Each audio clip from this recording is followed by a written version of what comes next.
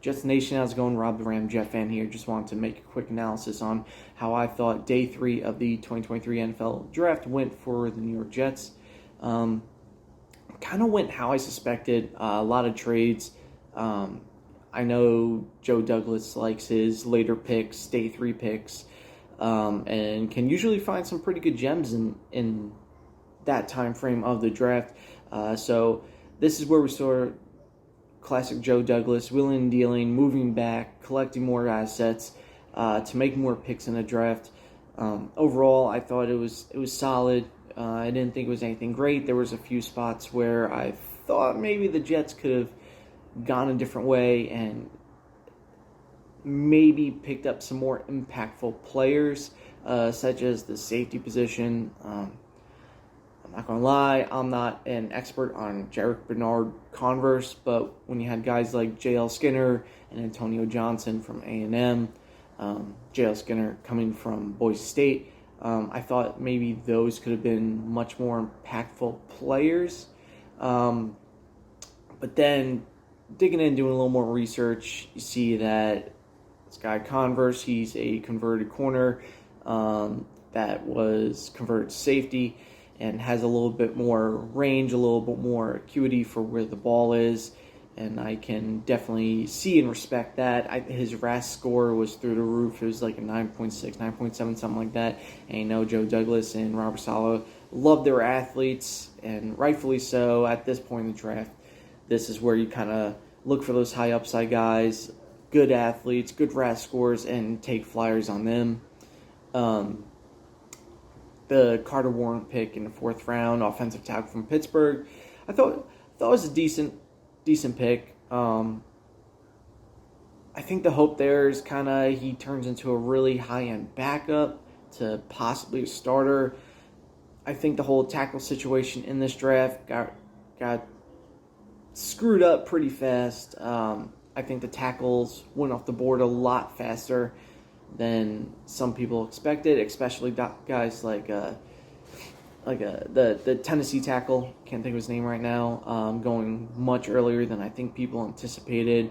And then, of course, the Patriots really sticking it to the Jets one more time, making a trade in front of them by trading back with Pittsburgh coming up and grabbing Broderick Jones, effectively ending really any possibility of the Jets drafting a tackle in the 1st round.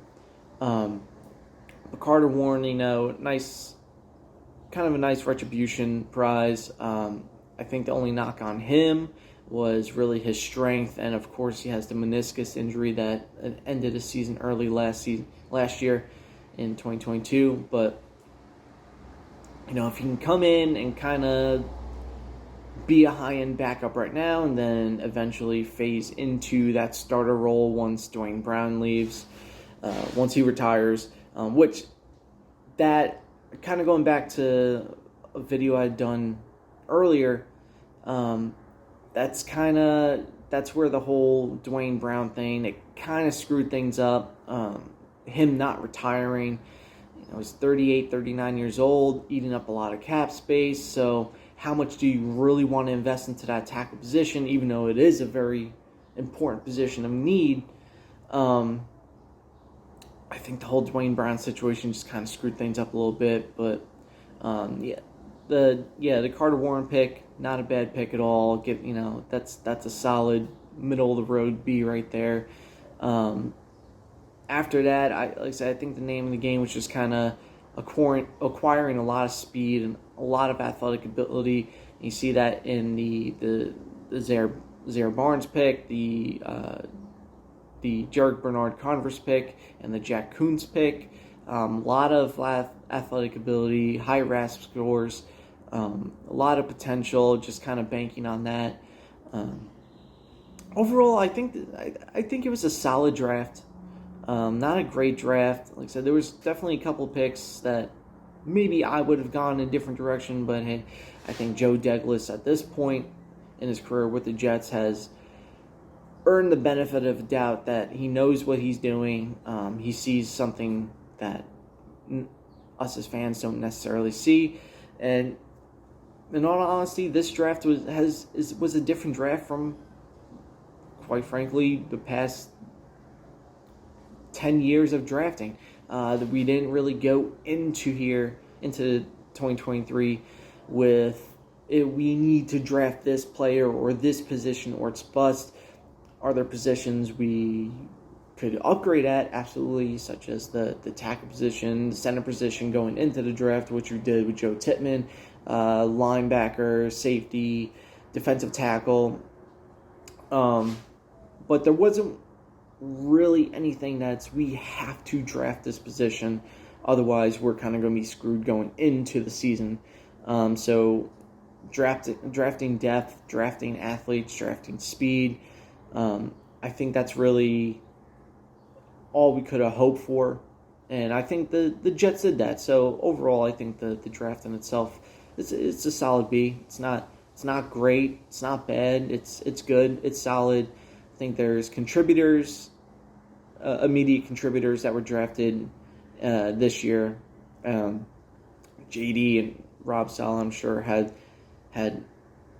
thoughts of what they wanted. I think that's what they got in this draft. I think the next step going forward in the undrafted free agency, I'm actually really excited to see what happens there, especially with the past few years. Joe Douglas has found some really quality contributors in the undrafted free agency portion of the offseason. So I'm excited to see what happens. See if maybe there's a quarterback they bring in for competition, or receiver, defensive tackle, and so I'm excited about that. I'll definitely make a video on that. I just wanted to get this up, giving my initial thoughts on day 3 and kind of the draft as a whole. I'll make another video going more in depth of what I thought of the draft. But yeah, until then, excited to see how the rest plays out, see what happens, see if there's any trades that kind of happen. And until then, talk to you next time, and go Jets.